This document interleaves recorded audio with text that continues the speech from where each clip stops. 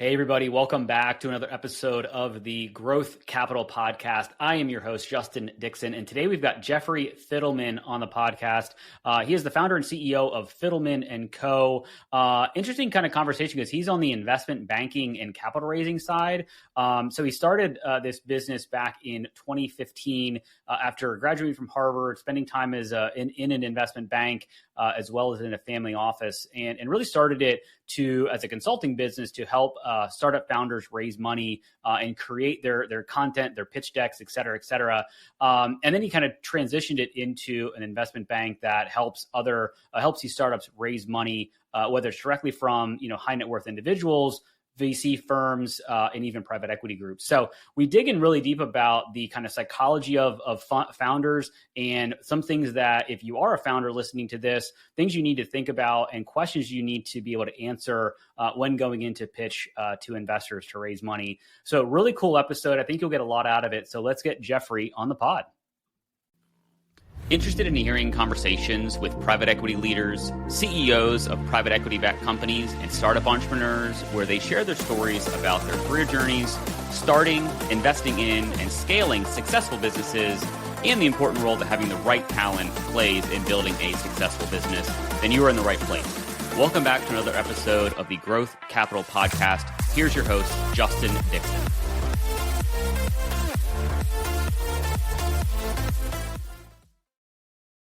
All right, Jeffrey, thank you for being a guest on the pod. Yeah, thank you so much for having me, Justin. No, I'm excited to jump in. So I guess, while we get started here, give everybody a little bit of an overview of who you are, where you are, and what you're up to right now. Sure. Jeffrey Fidelman. I'm located in Connecticut now. I'm from the Northeast originally.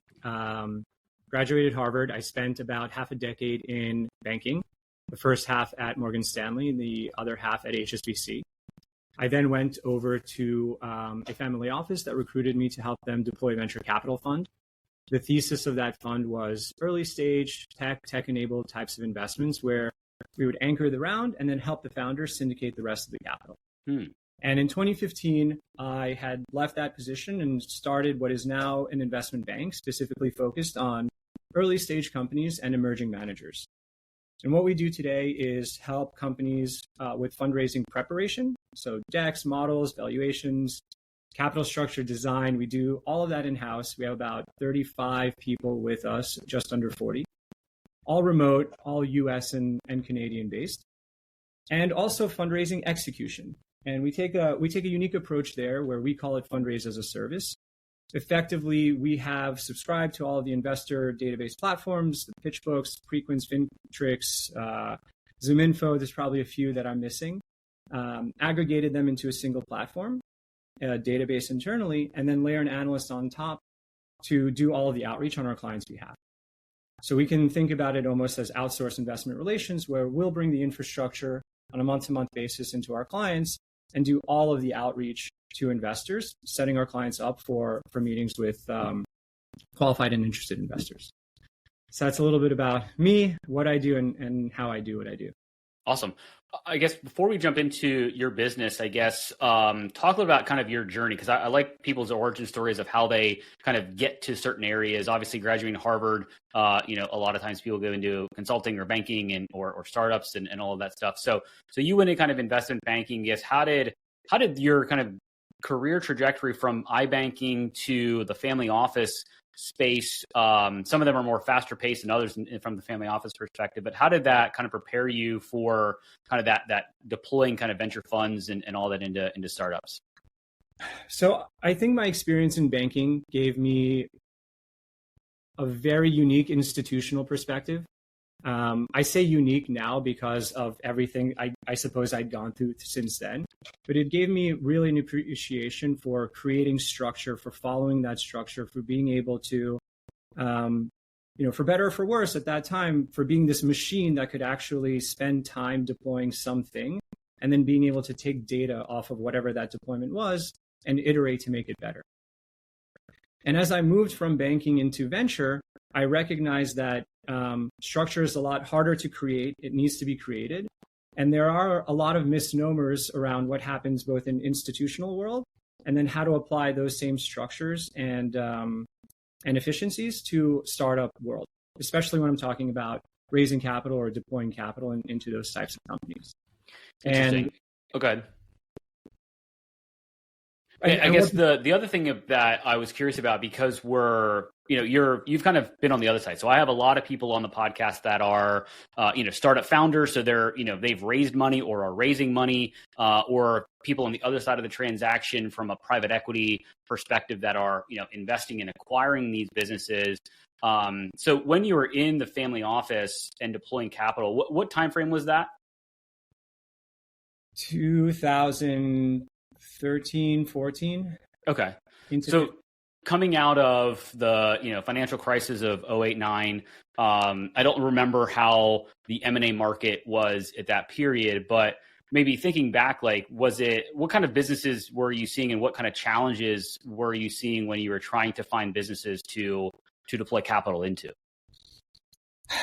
So I think there have been a few, taking a step back and then to answer your question, I think there have been a few kind of interesting points of inflection around entrepreneurship in general and around specifically technology businesses. You had 2001's, those odds where you had the internet bubble, then fast forward, you had 2008, then fast forward again, 2011, fast forward again, 2015, 16, you had kind of marketplaces and all these things start to expand. Ride sharing, similarly to those, and then again and again, and I'll kind of go into the future in a bit. But to address, at that point, there's a lot of crowdfunding that was starting to come out, a lot of retail investor participation in early stage venture as well. And I think Title IV was passed at that time. Regulation A was passed around that time to allow companies to raise under those auspices. And ultimately what happened was that a lot of companies were trying to do a lot of different things. And what I recognized worked was that in crowdfunding, and many will consider this to be true today, it's really a function of marketing. How much money, how much effort you put in, how many evangelists can you get to go out and support your business is really what the return you will get in how much money you'll raise. And I think around that time, it was also a defining moment for, I'll call it venture banking, not in the sense of what SVB did, but more in the sense of what we are doing or what other advisors and brokers in the space are doing, which is representing capital raises for earlier stage companies. And it was around that time, 2015, towards the end of 2015 is when we started this business. It was around that time that I recognized that system is broken. It works at Morgan Stanley. It works at Goldman Sachs with Jefferies, Lazard. It works at mid-market banks as well, because you have a client who's generating revenue. You're selling that to a known network of investors that you have. And the reputational risk that you take on is really a matter of diligence. But above and beyond that, there is some sort of inherent diligence that the investor does based on growth.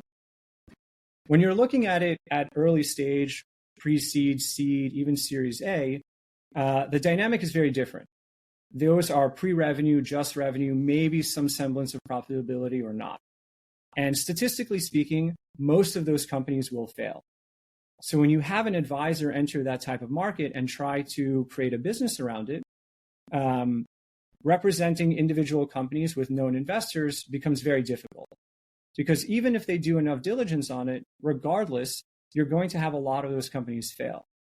And the relationship between the advisor and the company is reversed, where Company A goes to John Smith, the broker. He introduces them to Mary Sue, the investor. Company B comes to the broker, Mary Sue, the investor. Company C, Mary Sue, the investor. Company D, E, F, G, Mary Sue, the investor. So despite the company paying some sort of success fee or otherwise, the actual relationship between that advisor is with their group of investors.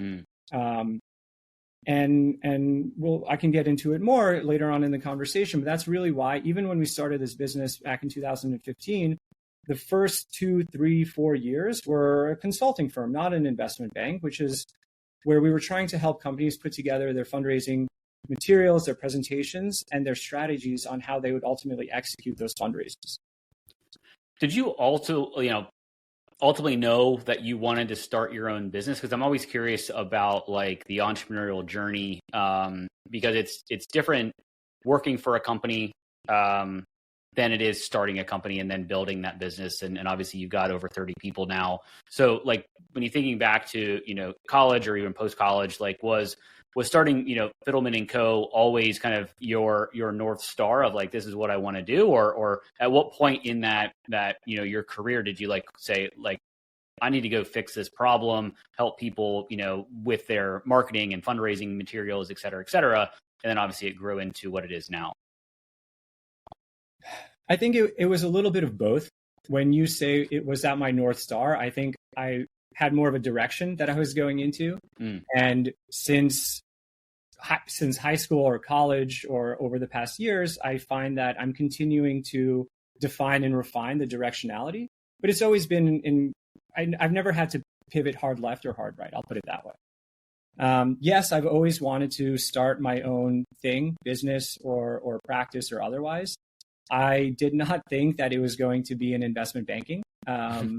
I started a few businesses. Some did well, some did poorly, or not at all, rather. But I knew I wanted to work for myself. And I think the joke that kind of hits home more now than it ever has before was someone once told me that when you work for someone, you have one boss. When you work for yourself, you have 100 bosses. And I find that to be so true. I mean, even when I speak to my team, I have found myself telling them that, yes, despite you work for me, you work for the company, I am just a conduit of my clients. If we are delivering to our clients what we promise them and where we set their expectations at, then they're going to be happy and I'm going to be happy and you should be happy. If we're not delivering to them based on what we told them we were going to, then no one in that equation should or will be happy. Yeah. So that's kind of the, grass is greener on the other side component of it. Yeah, there's definitely a lot more or different headaches that go into and different stresses that go into being an entrepreneur or business owner than it is to, be an employee, pluses and minuses and all that stuff. But let's dig into the firm a little bit more. So obviously it sounds like you started a little bit as a consulting firm, kind of helping these startups kind of with their fundraising and fundraising materials.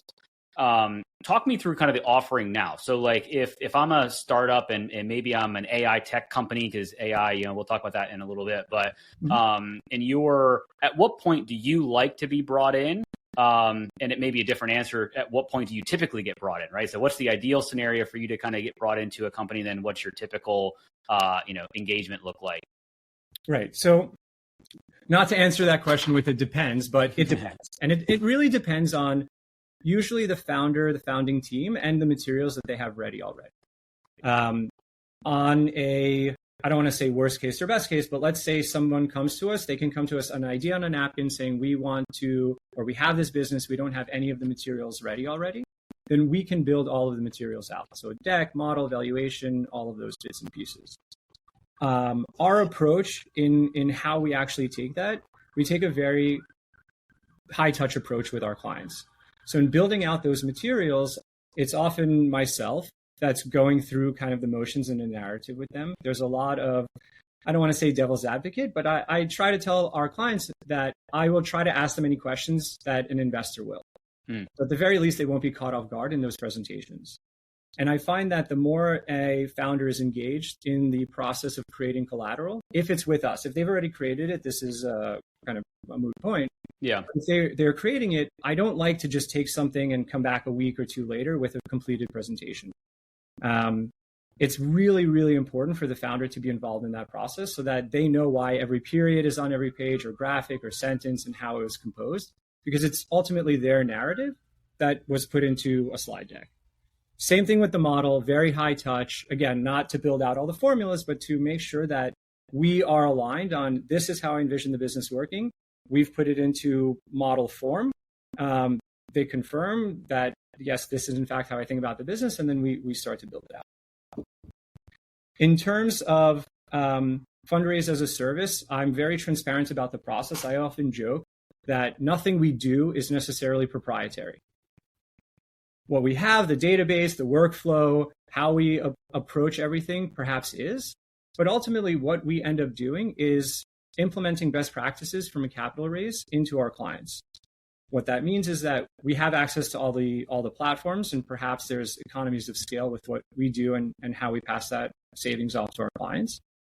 But it is, in fact, a very manual process. We're not sending 1,000 emails a day or 1,000 emails a week.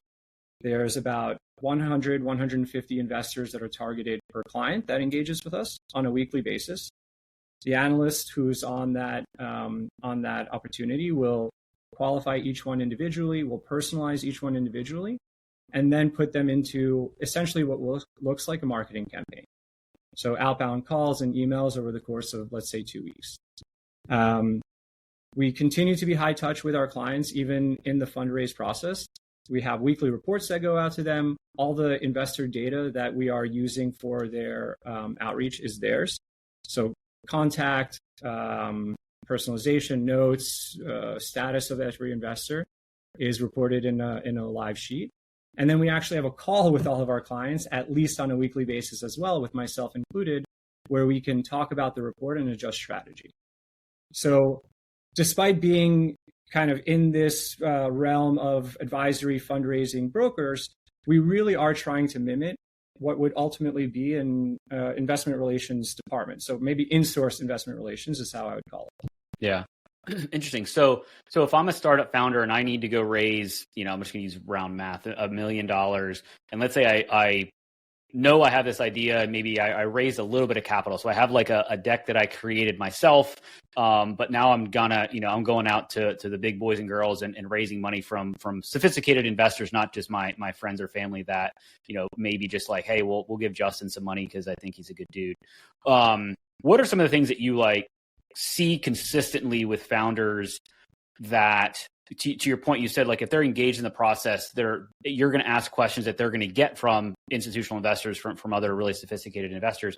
Like, what are the biggest challenges that you see on a repeated basis that, if you could kind of wave a magic wand that founders would kind of grasp when they're going into these pitches to raise money?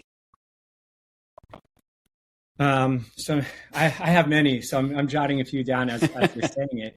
I'll start with saying modesty is a great policy, except when you're raising capital.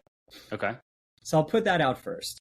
The two main points, perhaps, that I would at least begin with is both the structure of the meetings you have with an investor, as well as making sure you actually ask for money. And I'll address those backwards.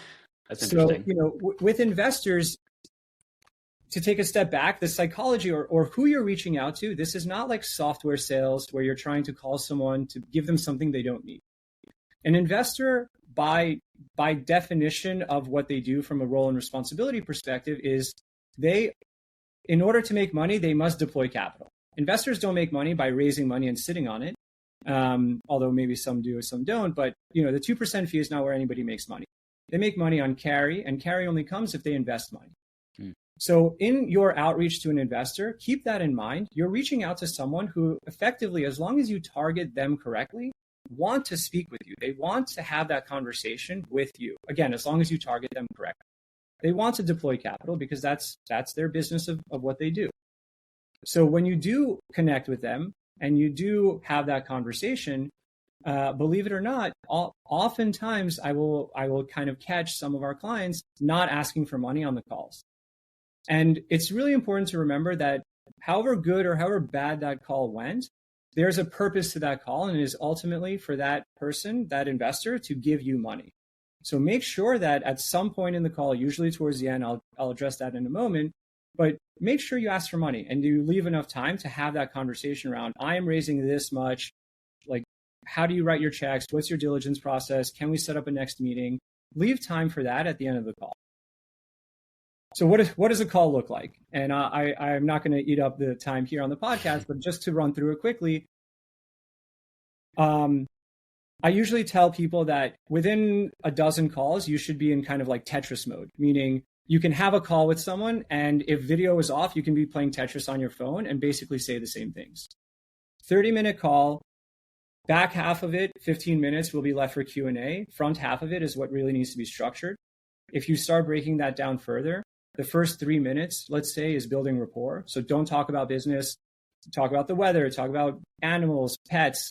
Talk about travel, kids, whatever the case may be. And then that'll usually kind of teeter off into, okay, let's have the business conversation. Yep.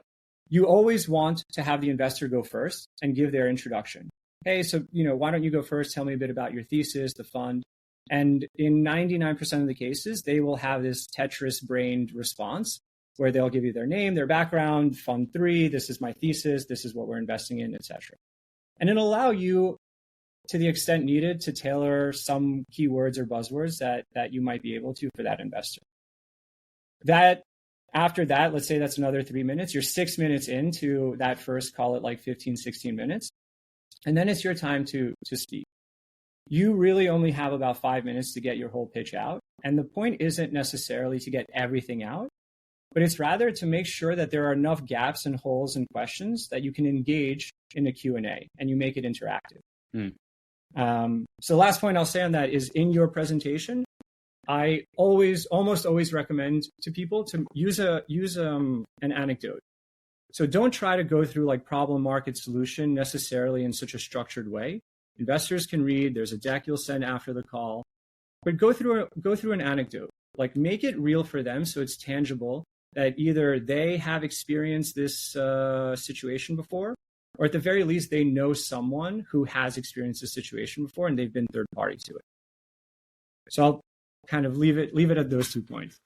No, I think, and that kind of dovetails into what I was going to ask next, is like, what are some of the big questions? So if a founder's listening to this call and they're like, oh man, I'm going to start raising money and I've never done it before, like, what are some of the kind of table stakes questions that, because you raise money, you've been in, you've deployed capital, and obviously you've helped, a lot of people through this process. Like, what are some of the main questions that founders need to know that maybe they don't know enough of, or they should be, it should be like robotic? Because I do some angel investing and I've sit in a lot of pitches, and sometimes they don't know their numbers, they don't know their financials as well as I think that they should, or their customer acquisition costs or whatever. Like, what are some of the things, as you see it a lot more than I do, that if you're a founder, like, you need to have this information known cold, kind of in your Tetris mode, like, I just know what it is off the top of my head?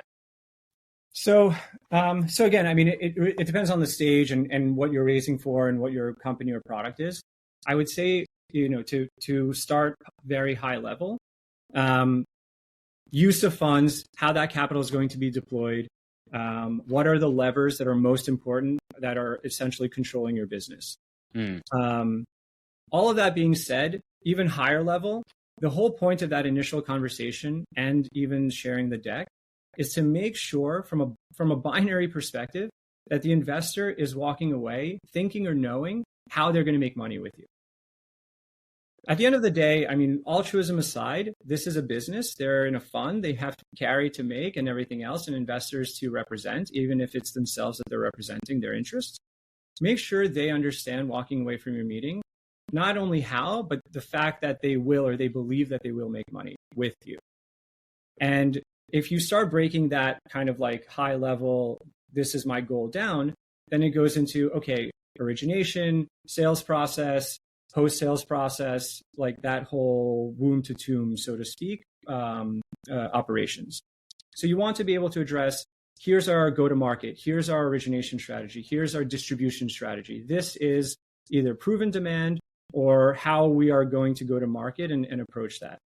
Sales, numbers, business model, again, keeping it high level. This is how we're thinking about our economics, how we're charging, maybe what our margins are or COGS are, or something along those lines. Again, high level, especially for the first presentation or the first answer to kind of an initial question.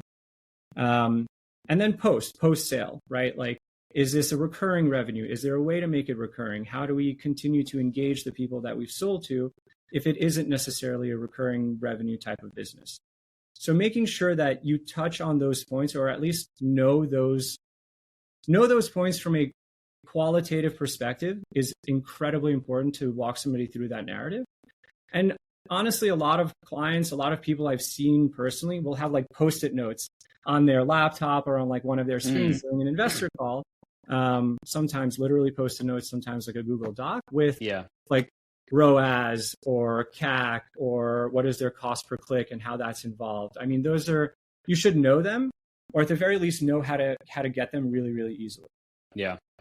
I've got to ask this. A lot of the pitches that I see when they look at their future projections, it's always a hockey stick up and to the right. Is that something that they are coached to do? Is that something that investment or private equity groups or investors need to see? Because if you show a slide that has kind of almost more steady, gradual growth that may be actually realistic, as opposed to this, like, we're going to go from $1 million to 100 million in 18 months, and we don't really have a clear path to do it. Like, why do they all have that? It's a question I've asked myself for quite some time as well, including valuations. And now you see a lot of these valuations, not only having down rounds, but even the whole talk about multiple articles, I think today came out around IPOs being back on the market now that these super overvalued companies want to return liquidity to their investors.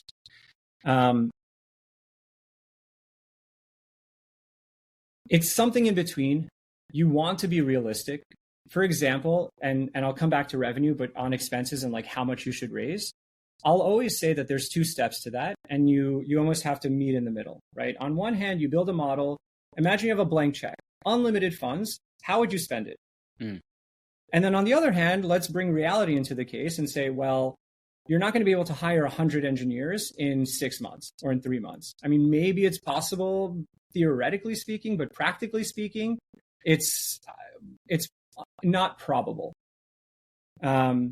So you have to kind of come to the middle with how much money you're looking to raise and the use of funds, and not have these crazy high fly dreams of whether or not it's actually possible to deploy that much capital that quickly.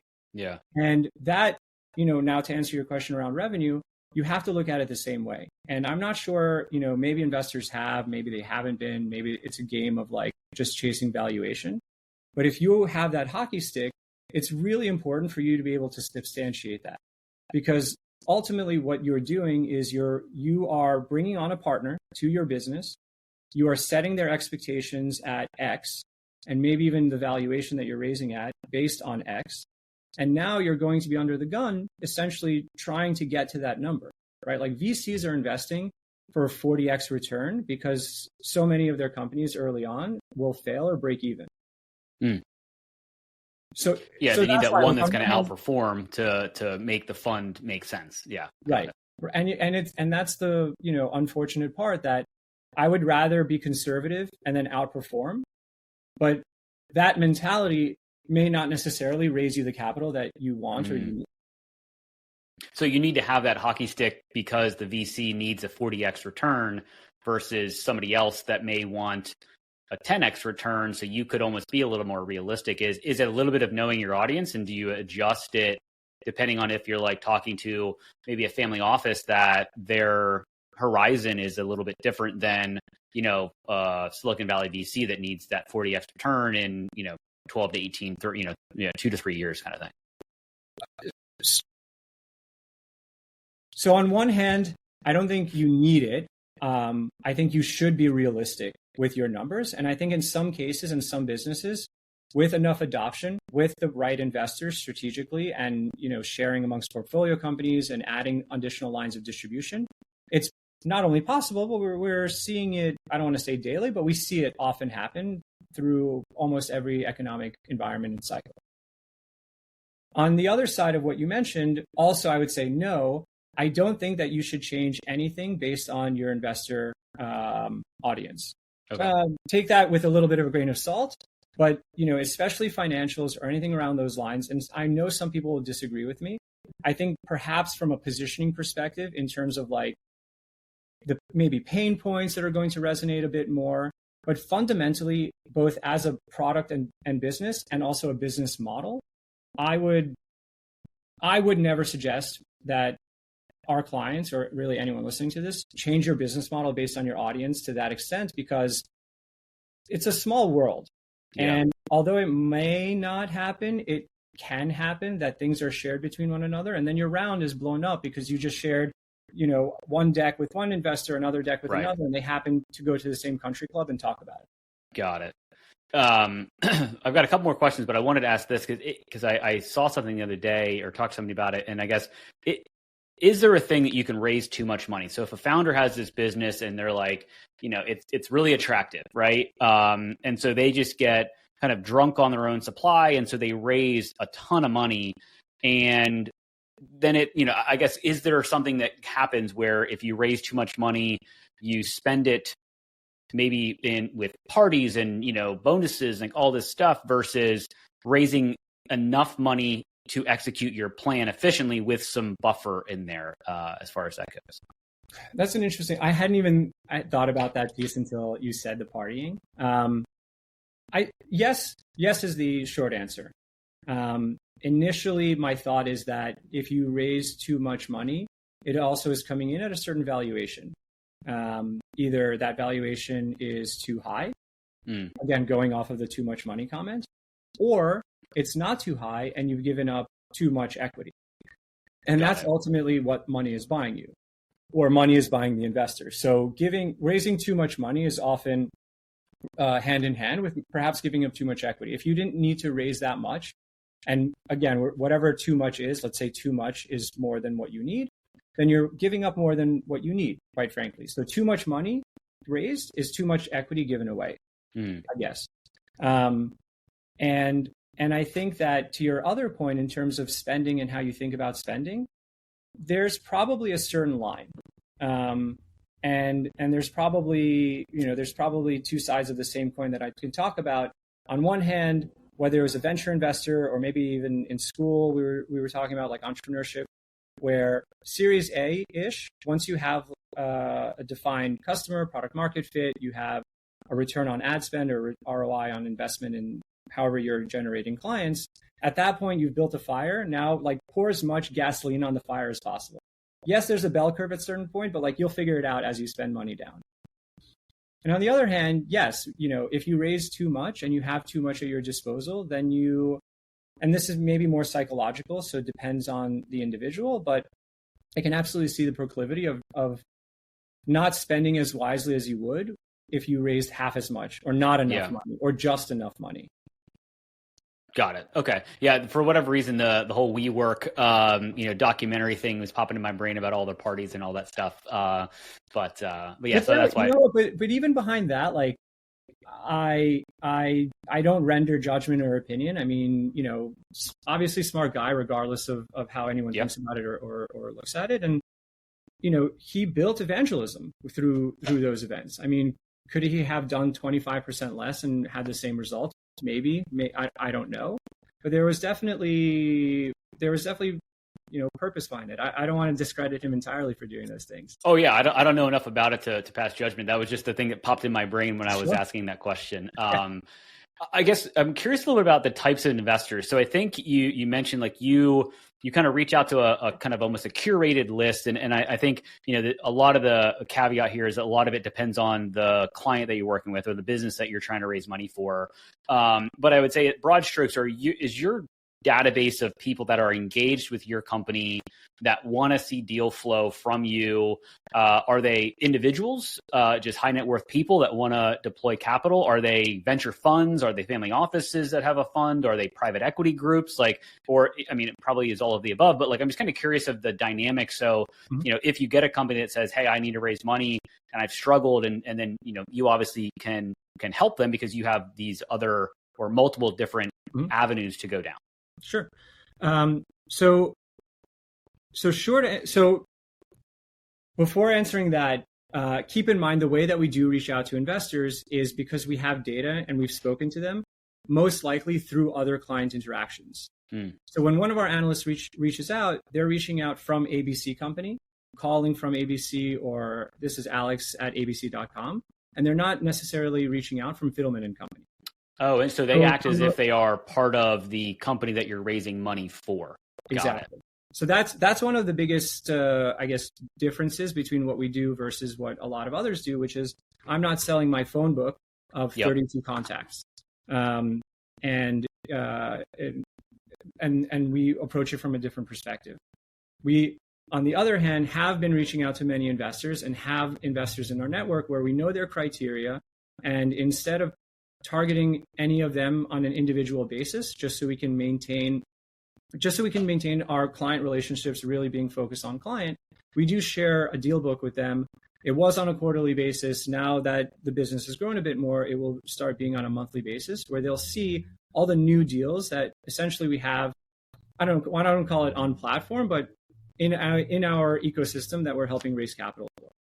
So we are getting clients in front of investors both because of Fundraise as a service and what they engage us for, but also us as Fidelman and Company building those relationships with investors on an individual basis and putting our clients in front of them.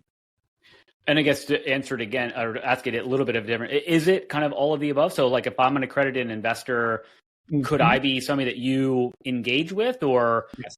Or if I work at ABC Private Equity Group, but we have a venture arm, maybe you guys, they want to see deals that are kind of seed to Series A, and so do you have kind of this Rolodex or this outreach, I guess, that you build that's custom that includes individuals, private equity, venture capital, family office, et cetera? So yes, we do. Okay. Because of all the platforms we subscribe to, we are ultimately able to target people whom we have an understanding that have some sort of understanding of their investment philosophy or thesis or their prior investment history through one of those platforms, if not through kind of a coordination between all of those platforms. And then we've been doing this for a while. So we have a pretty robust database where we can categorize investors based on vertical preference, stage preference, geographic preference, however they want to go about it. So we're able to target both family offices, venture, private equity, high net worth individuals, angel investors.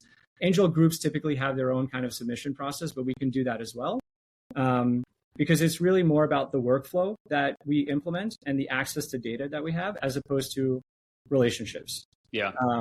And I'll kind of quickly I know we're almost at time, but I'll quickly tell this anecdote that one of the first interactions I had at Morgan Stanley, we were in an onboarding class. This was up in somewhere in Purchase, New York. And Jim Gorman, I think, was the CEO at the time. He must have been. He walked in the room to kind of like give an impromptu speech. And the quick speech he gave was basically like, everyone take out your phone. If I asked you to call everyone in your phone book and have a 10-minute conversation with them, how long would it take you? How many days? 2 weeks, 3, let's say people are sick, vacation, 4 weeks, right? If after 4 weeks, they're not calling you back, they don't deserve to be in your phone book. And that's really the extent of your network. Even if someone makes an introduction, that's another 2-3 weeks, like you're done after 6 to 8 weeks. That's it. Your network is exhausted and spent. Now what do you do? And that stuck with me, going back to one of your earlier questions, that kind of really stuck with me throughout my entire career, which was, yes, of course it's important to build a network, but it's not something that you should always only rely on. And you need to be able to figure out a way to expand beyond that. And our solution was Fundraise as a service. Well, speaking of fundraising, that's obviously been a big topic here. We're in a very interesting geopolitical, macroeconomic environment. We're recording this in kind of early June 2025. Again, I do a lot of work with private equity and startups and stuff. And so, what is your take on the fundraising M&A environment? Just because you're on the front end of it and trying to raise money, like, I'm guessing it's more challenging than it was in 2021 when everybody was crazy valuations and throwing money at anything. So maybe just talk a little bit about the kind of macro capital raising environment. So I'll give you macro and then maybe even a bit of micro. From a macro perspective, even taking a step above and beyond that, we're in a really interesting time where I almost see like a reverse bubble of capital that's waiting to be deployed. And even if you look at the past 2019, the past 6 years, it's been a cycle in and of itself because you had so much money go into both companies and funds in the early piece of that, 19, 20, 21, and then very little capital that is either returned or that has been deployed. And you've created a situation where I believe the last stat I read was something like $1.7 trillion is locked up in pre-IPO private equity, including venture funds that are just in cash, essentially, cash or cash equivalents. And when you think about that, a lot of these funds have certain deployment windows and certain lifespans. And that window is 5 years, let's say plus or minus a few extensions. And we're really now at the tail end of that. So from just a statistical perspective, there is a ton of capital that needs to get deployed. And what I've seen over the past, let's say 6 months, or on more of a micro level, is that Q4 of 24, we actually saw a lot of transactions start to happen again. Investments were being made. companies were not only raising capital, but they were having more investor conversations, even into the end of the year, holiday time. And Q1, tariffs, geopolitical environment, a few other kind of bits and pieces going on around the world, just was absolutely very quiet, both from companies wanting to raise capital. I think they sensed what was going on in the market, as well as investors that were willing to deploy capital.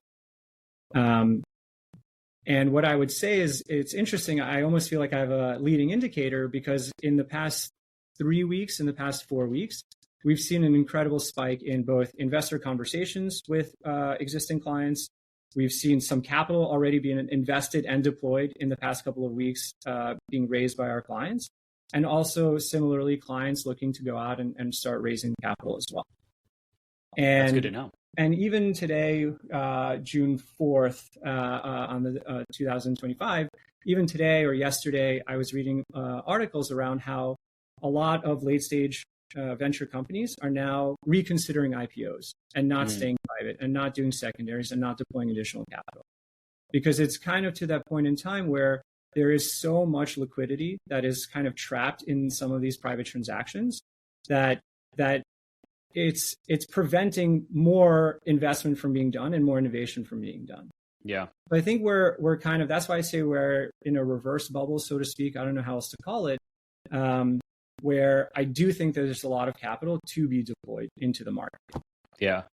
And I guess this is not a real quick answer or question, but like, how do you see AI being instrumental, or how do you see it being deployed from a capital raising standpoint? So not necessarily, an AI company, but more of like, how are you using AI to help automate some of these, fundraising processes? Are you hearing from other iBanks or private equity groups that are utilizing AI to, streamline or do research or any of the above? Like, how are you seeing AI from a fundraising standpoint, not necessarily a fundraising company standpoint?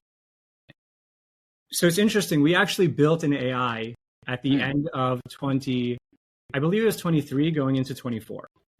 And we built an AI to essentially automate a lot of the personalization, qualification, a lot of the sourcing. So instead of having 100 leads a week, we can go through 300, 400, 500 leads a week. We had an auto dialer, which was able to call 5 people at the same time. Whoever picked up first would be connected to the analyst, and they were supposed to do what they do: set up meetings, pitch the opportunity, set up a meeting, or present the opportunity rather. And what we saw in doing that was an incredible drop of efficiency. I mean, like off a cliff entirely. And the reason for that was, although AI was able to pour through so much information and assist on that side, the analyst trying to increase volume to that extent, all of a sudden was connected to someone with no conviction, never having seen that name before, never having personalized it themselves. And ultimately, we went back to full manual, where an analyst spends 3 minutes on every lead, let's say, who they will look at the website, they will look at the LinkedIn if available, they will look at the information and build a conviction, even if it's a 60-second conviction, of why this is a good investor to reach out to. And now when they call or when they email, there is that conviction that comes through, because it's not the first time they're seeing his or her name or his or her fund of the investor that they're speaking to. They've seen it before, and there's a reason there. I know the reason I'm calling you, and it's not because AI qualified and personalized you. So essentially, you're saying that AI was almost too efficient. So your people were seeing a name pop up on their screen because that person answered the phone, and then they've got to quickly kind of identify, okay, this is why I'm calling this specific fund. Even if you're doing a campaign for the same company, you still need to know who's on the other end of the phone. To the point that you're not selling software, right? You're not selling, hey, this is why I'm calling, and you need cybersecurity software. It's like, no, this is like, because you need to know the persona and all that. That's actually fascinating. I didn't. Right. So the manual piece works, and I believe that AI is great at augmenting. I mean, we use it for some items internally, for sure, whether it's content ideation, whether it's on the design or copyright side for decks, research, even research on investors. But we have a very manual process internally on the analyst side. And we're building something now that will be a little bit more client facing and easier to use in terms of like be your own banker, so to speak. Yeah. With our database and our workflow. But even on that, my consideration on AI is more of a matching tool for now, and not so much as like a replacement for outreach. Like all of that mass outreach and the fact that it's turning so much, maybe the best in class is kind of working on a super high volume basis, which is probably not good either way. But I think pretty quickly, like certainly within our lifetimes, there'll be some sort of ability to check whether or not, even now, I think they just came out with a tool where you could check whether or not like an email you're getting was generated by an agent versus like a person sitting there actually hitting send. Yeah. Yeah, I think that's interesting. I know we've gone on a little bit here, but I guess if we were to jump on a podcast 12 months from now, and catch up on the last 12 months, like what would you like to see happen within your company that would make that conversation like you'd be like pumped, like we did this, and this? Like what are the 12-year thing or 12-month things that you're excited about that you would be excited to jump on and chat about? Yeah, so just what I briefly mentioned, we're launching a platform in the next couple of weeks that we've been working on for a while. It's effectively a productization of our database and workflow. And that was really in response to a lot of client engagements, or not engagement, but pitches, where it's the database and that has an inherent cost. The analyst is full-time salary, that has an inherent cost. So in engaging with us, there's a modest retainer and an advisory fee. And I, again, certainly from a business perspective, but I do think that what we've built, the process, the database, the way that our analysts do what they do, it really works. Like every client, like it works. And I want to get it out there to people. So what we've decided to do was effectively break those kind of in half, where the database and the workflow are now being productized. Our analysts are sitting on it anyway, but soon we'll release it, so that someone can come. It's going to be called Fundex. Someone can come to us and for a much, much lower fee on a monthly basis, just have access to that platform, that workflow, still have access to a banker. It's bi-weekly instead of weekly, but that banker will be interacting and still pushing leads out to our clients on a weekly basis. Yeah, I was going to ask you how you engage. Yeah, no, I like it. I was going to ask you how a client engages with you, but it sounds like it's a retainer plus some type of advisory fee on. Okay, got it. Yep. Got it. Awesome. Well, this has been. I've got probably 30 more questions that I could ask, but I definitely want to be respectful of your time. And everybody listening to this, they don't want to hear me keep blabbering on. So I guess we'll end the conversation the way I end every episode with a 3-pack of questions. So first one here is, what's an influential book or podcast that you'd like to recommend? A book by the title of Productize. Armstrong, Eileen Armstrong. I could be butchering her name entirely. Aisha.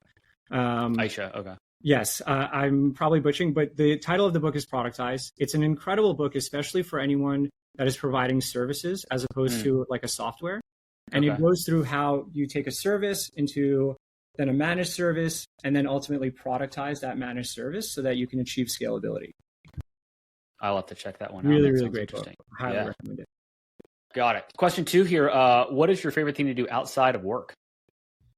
I have 2 young children. So if I'm not sitting at work, I'm trying to spend time with them, doing whatever I can do. Weekends are usually packed of birthday parties, pizza, and baseball now in the spring. So if I'm not at work, I'm with family. Got it. Fair enough. Well, that's a good dovetail in the last one. So favorite vacation spot? Mediterranean. Although I haven't been in since having kids, unfortunately. I think pretty much anywhere on the Mediterranean. I haven't been everywhere there, but just one of the most awesome places. You get everything you want. Beach, history, archaeology, good food, good people. Cool. Very cool. Appreciate that. That's awesome. Well, this has been a great conversation, Jeffrey. Really appreciate the time. If people, maybe a founder's here, they're trying to raise money or about to, or people just want to learn more about what you're doing, like what's the best way to, get in touch with you? Drop me a line, please, directly. My email is my first name, Jeffrey, at Fidelman, spelled by my last name, co.com. So Jeffrey at FidelmanCo.com. I'm usually pretty responsive, so I have a 12 to 24 hour rule. If you don't hear from me by then call the authorities. Fair enough. We'll add all that stuff in the show notes. But yeah, Jeffrey, awesome. I really appreciate the time. Great to meet you and get to know you and hear about your story. Appreciate it. Likewise. Thank you so much for having me on.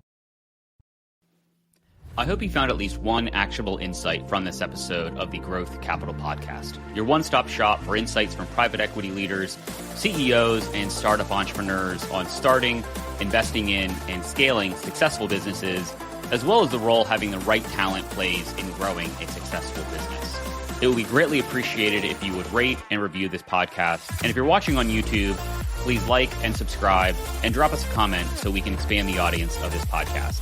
Thank you for all your support, and don't forget about upcoming episodes dropping every Tuesday.